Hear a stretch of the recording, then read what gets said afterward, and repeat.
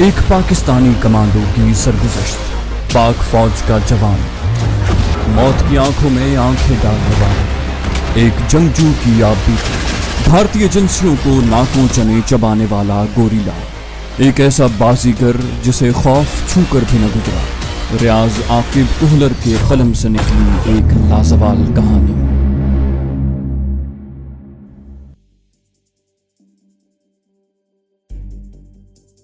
چودھری اکبر کے گھر کے قرب و جوار میں اکا دکا مکانات بھی نظر آ رہے تھے، اس لیے ہمیں اس طرف آتے دیکھ کر چودھری یا اس کے آدمی چوکنا نہیں ہو سکتے تھے۔ اپنے چہرے چھپانے کے لیے ہم نے چادر کی پگڑی باندھ کر اس کے لٹکنے والے پلو مقامی انداز میں اپنے چہرے کے گرد اس طرح لپیٹ لیے تھے کہ صرف آنکھیں ہی نظر آ رہی تھی۔ چودھری کے مکان تک ایک کچا ٹریک جا رہا تھا اور یہ ٹریک گاڑیوں کے مسلسل آنے جانے کی وجہ سے بنا تھا۔ ہم دونوں مکان والی ٹیکری کے گرد گھوم کر اس کی پشت پر موجود پہاڑی پر چڑھنے لگے اور پھر ایک مناسب بلندی پر پہنچ کر ہم دونوں بیٹھ گئے، مگر مکان کی بناوٹ اس طرح تھی کہ اس کا اندرونی حصہ پھر بھی ہماری نظروں سے اوجھل تھا۔ مکان کے سامنے کے دائیں اور پشت کی طرف بائیں کونے میں دو مورچے بنے ہوئے تھے، گویا دونوں مورچے کراس میں تھے اور انہی دونوں مورچوں سے مکان کے چاروں اطراف کی نگرانی کی جا سکتی تھی۔ مٹی کے بلاکوں سے بنی ہوئی دیواریں جنہیں لپائی کیا گیا تھا اچھی خاصی بلند تھیں۔ ہم وہاں تھوڑی دیر بیٹھ کر مکان کے اندر گھسنے کے منصوبے پر بات چیت کرتے رہے، مگر بظاہر اندر داخل ہونا مشکل نظر آ رہا تھا۔ اس نگرانی کا مجھے کوئی خاص فائدہ نظر نہیں آیا تھا۔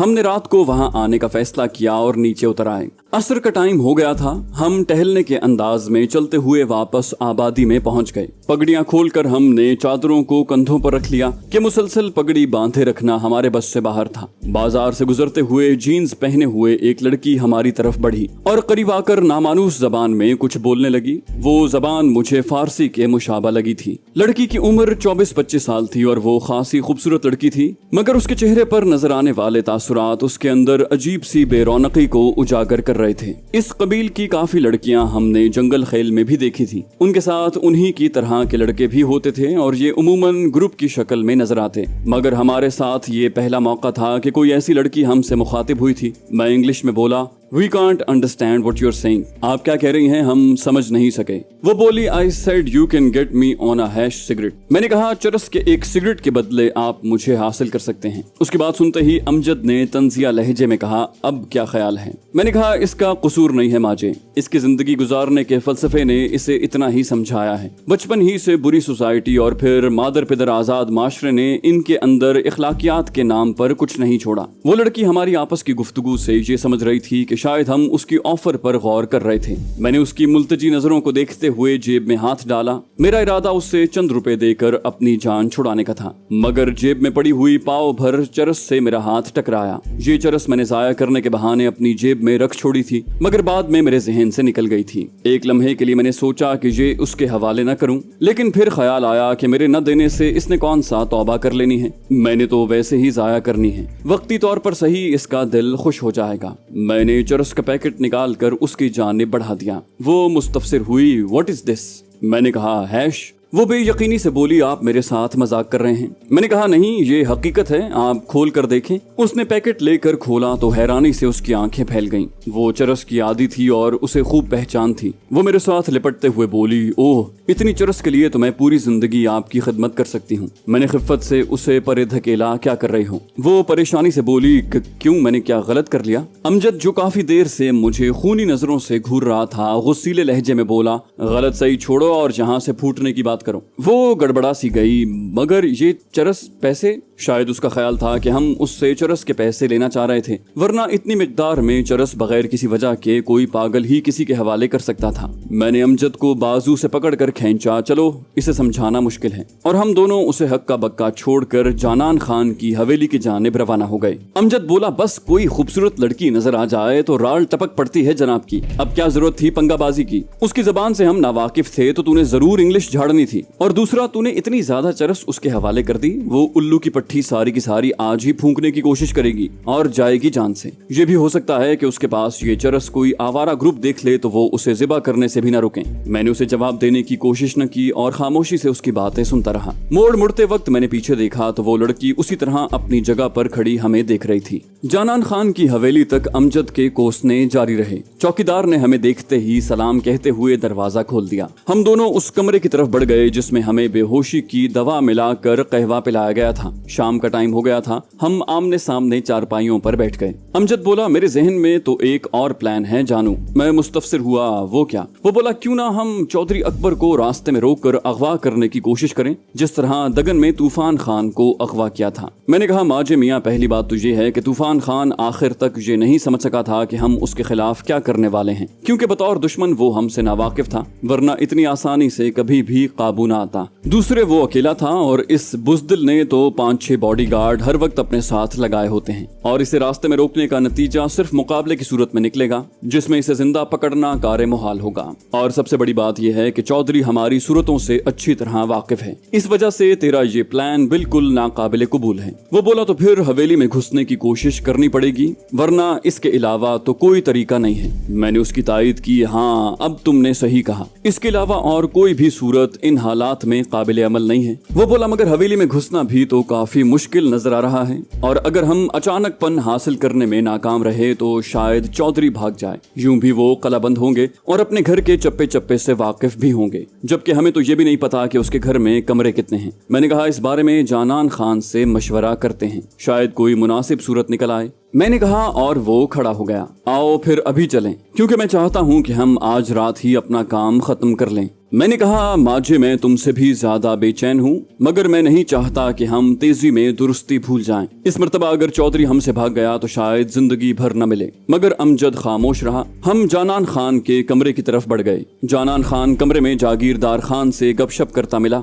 हमारे अंदर दाखिल होते ही वो पखैर कहते हुए उठ खड़ा हुआ। हम मुसाफा करके बैठ गए। उसने बैठते ही पूछा, सुनाओ भाई क्या रहा? मैंने कहा, हवेली देख ली है, अब आपसे मशवरा करने आए हैं ताकि कोई हतमी लाया अमल तय कर सकें। वो बोला, जरूर जरूर, क्यों नहीं, आप सूरत हाल की वजाहत करें ताकि मुझे मशवरा देने में आसानी रहे। मैंने कहा, मलिक साहब बात सिर्फ इतनी है कि हम चौधरी को जिंदा पकड़ना चाहते हैं, जबकि उसकी हवेली में हमें काफी सख्त पहरा नजर आया था और अंदर घुसने की सूरत में अंदेशा है कि दुबदू मुकाबले की नौबत आ जाएगी, जिसके नतीजे में चौधरी का जिंदा हमारे हाथ आना कुछ मुश्किल सा लगता है। बल्कि ऐसी सूरत पेश आने पर उन पर काबू पा लेने के चांस भी 50% हैं। दूसरे, अगर हम उसे रास्ते में रोककर पकड़ने की कोशिश करें तब भी बात नहीं बनेगी कि एक तो वो हमें शक्ल से पहचानता है और उसके अलावा उसके साथ 4-5 बॉडीगार्ड्स भी होंगे, तो यहाँ भी वही सूरत हाल दरपेश होने का खतरा है। काफी देर मगजमारी करने के बाद हमने आपसे रहनुमाई लेने की बाबत सोचा है। इस ज़मन में आप कहीं इस सोच में न पड़ जाना कि हमें आपकी जिस्मानी तौर पर कोई मदद चाहिए, हमें तो बस किसी मुनासिब मशवरे की एहतियाज है। वो बोला, ब्रादर, अपनी मदद की पेशकश मैं आपसे पहले भी कर चुका हूँ और दोबारा भी यही कहूंगा कि मैं और मेरे बंदे बिल्कुल हाजिर हैं, लेकिन इसमें सिर्फ इतनी कबाहत है कि चौधरी के खिलाफ आप हमें सिर्फ रात को इस्तेमाल कर सकते हैं। खुल्लम खुल्ला उसके खिलाफ किसी भी कार्रवाई में आपके शाना बशाना नहीं लड़ सकते, क्योंकि ऐसा करने की सूरत में मलिक दिलशाद खान और सब्ज अली खान, जिनके साथ चौधरी के अच्छे ताल्लुकात हैं,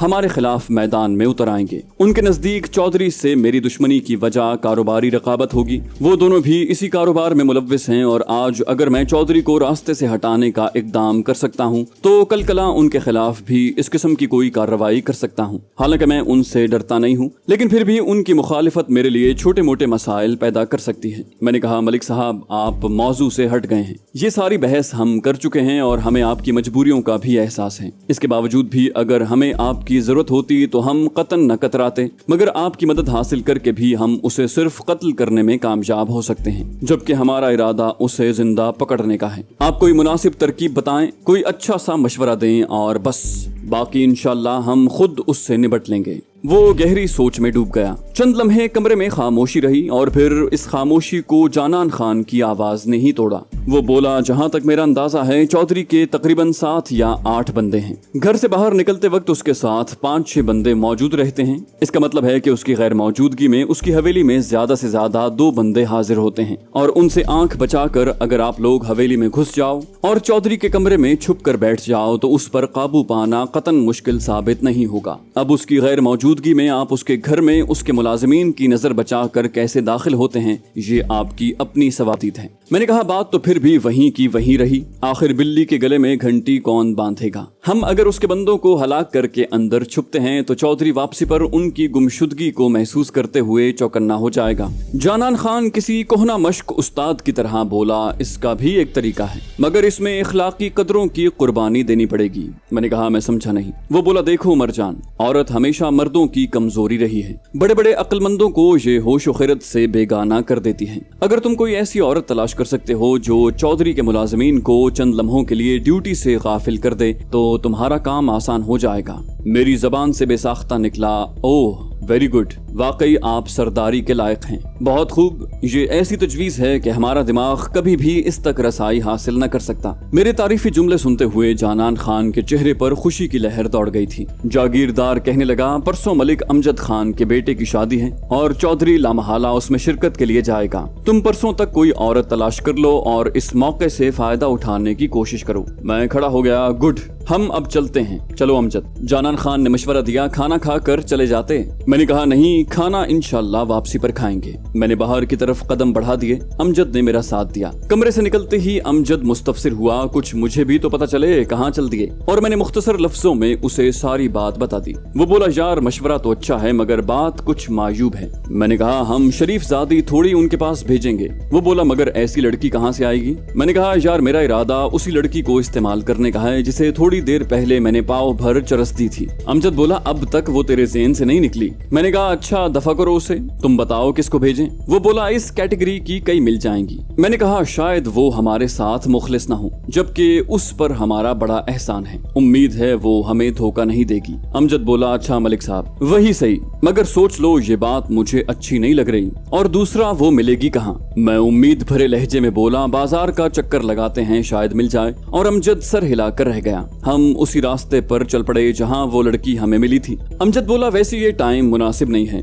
इस अंधेरे में हम उसे कहाँ ढूंढते फिरेंगे। लाहौर या कराची का बाजार तो नहीं है कि रोशनी हो। मैंने कहा, बाजार में अच्छी खासी रोशनी होती है। पेट्रोमैक्स के जलने और जनरेटरों से जलाई गई ट्यूबलाइटों की रोशनी में हम उसे पहचान लेंगे। वो बोला, तुम तो खैर उसे अंधेरे में भी पहचान लोगे, आखिर जनाब को उसे गले मिलने का शर्फ हासिल हो चुका है। उसने मुझे छेड़ा। मैंने कहा, बकवास करना कोई तुमसे सीखे। वो मुस्कुराया, क्यों, गलत कहा है। मगर उसे जवाब देने की बजाय मैं इर्द गिर्द निगाह दौड़ाने लगा। हम बिल्कुल उसी जगह पहुंच चुके थे जहां वो हमें मिली थी। उस जगह रोशनी का कोई बंदोबस्त नहीं था और हम शायद इसी रॉ में आगे बढ़ जाते, मगर अचानक रास्ते के बाएं जानिब एक सुर्ख नुक्ता चमकता नजर आया। मैंने कहा, माजे उस तरफ कोई सिगरेट नोशी में मसरूफ है। उसने मेरी तायद की, चलो। सिगरेट पीने वाला जो भी था उसने हमारी आवाज सुनकर किसी किस्म के रद्द-ए-अमल का इजहार न किया। मैंने जेब से पेंसिल टॉर्च निकाल कर उसके समत जलाई तो खुशी के साथ हमें हैरत का शदीद झटका लगा। वही लड़की दरख्त के तने से टेक लगाए सिगरेट नोशी में मसरूफ थी।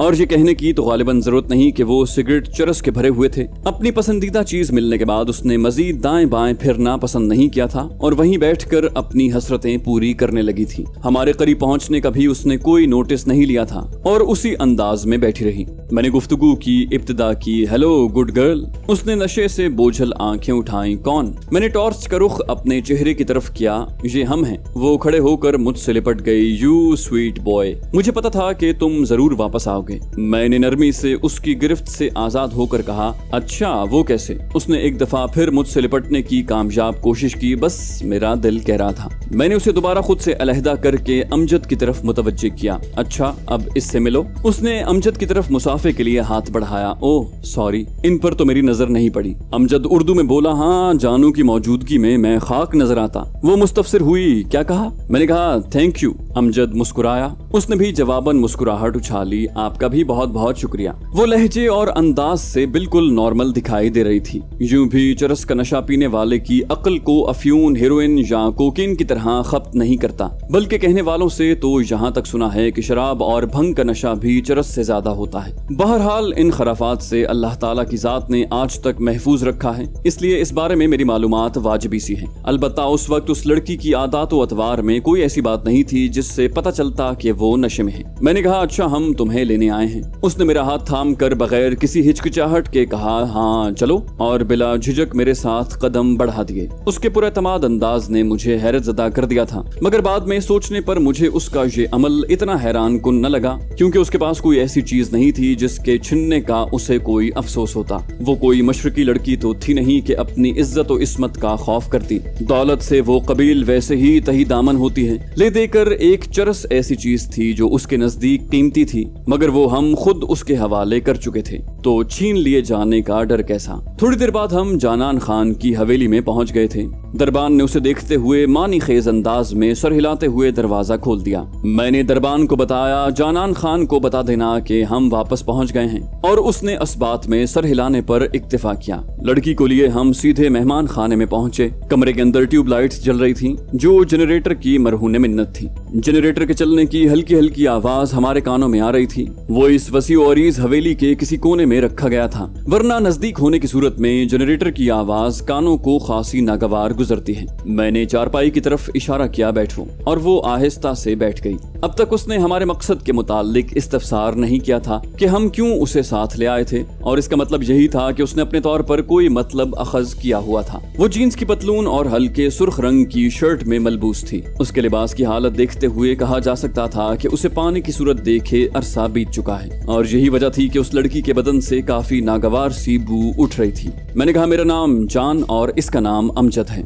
आपका नाम? वो बोली आप मुझे लीजा कह सकते हैं। मैंने कहा अच्छा मिस लीजा, सबसे पहले तो आप ऐसा करें कि नहा लें, उसके बाद खाना खाएंगे। वो घबरा गई, मैं ऐसे ही ठीक हूँ। मैंने कहा ठीक किधर हो, आईना देखा है, भूत लग रहे हो। उसने जान छुड़ानी चाही, मगर नहा कर पहनूंगी क्या? मैंने कहा कपड़ों का बंदोबस्त हो जाएगा। मैंने उसे बाजू से पकड़कर बाथरूम की तरफ धकेला, और वो मरे मरे कदमों से बाथरूम की तरफ बढ़ गई। उसके बाथरूम में घुसते ही मैंने अमजद से कहा तुम बैठो, मैं अभी आया। उसने पूछा कहाँ जा रहे हो? मैंने कहा लीजा के लिए कपड़ों का बंदोबस्त करने। वो बोला बाजार जाओगे? मैंने कहा नहीं, जानान खान से कहता हूँ। वो बोला ठीक है। मैं बाहर की तरफ चल पड़ा, मगर इससे पहले कि मैं कमरे से निकलता जानान खान अस्सलाम वालेकुम कहते हुए जागीरदार के हमरा कमरे में दाखिल हुआ। मैंने कहा वालेकुम अस्सलाम, आए मलिक साहब, मैं आपकी तरफ ही जा रहा था। वो बशाशत से बोला हुक्म करो। मैंने कहा जनाना शलवार कमीज चाहिए थी। वो मानी खेज मुस्कुराहट से बोला खैर तो है? मैंने कहा हाँ, बस एक लड़की तो हम पकड़ लाए हैं, मगर वो है गैर मुल्की, अब उसे अपने इलाके की औरत का रूप देना है। वो कमरे से निकलता हुआ बोला शलवार कमीज तो मुश्किल है, अलबत्ता मैं मकामी लिबास लाता हूँ। जागीरदार अमजद के साथ चारपाई पर बैठता हुआ बोला उमर जान साहब, ये औरत किधर से मिल गई? और मैंने मुस्कुराते हुए उसे लीजा के मिलने की कहानी सुना दी। वो बोला इसीलिए मलिक साहब की तजवीज सुनते ही आप उजलत का मुजाहरा करते हुए उसकी तलाश में चल पड़े थे। मलिक जानान खान जल्द ही कपड़ों के बंडल के साथ लौट आया। गुलाबी रंग का घाघरा जिस पर सब्ज और सफेद कशीदाकारी की गई थी, उसके साथ उसी रंग की शलवार और दुपट्टा मुझे काफी खूबसूरत लगा। कपड़ों का बंडल उससे लेकर मैं बाथरूम के दरवाजे की तरफ बढ़ गया। मैंने दरवाजे पर दस्तक देकर उसे आवाज दी लीजा ये कपड़े पहन लो, और खुद दरवाजे से थोड़ा सा हट कर खड़ा हो गया, क्योंकि मुझे पता था कि उसने दरवाजा खोल देना है, और वही हुआ जिसकी मुझे उम्मीद थी। उसने दरवाजा मुकम्मल खोल दिया। दे दो। मैंने उसकी तरफ देखने से गुरेज करते हुए अंदाजे से कपड़े उसकी जानिब बढ़ा दिए, और फिर वापस अमजद पार्टी के पास आ बैठा। जाने से पहले बस इस वीडियो को लाइक कर दीजिए। इंशाल्लाह आपसे अगली किस्त में मुलाकात होगी। तब तक के लिए अल्लाह हाफिज।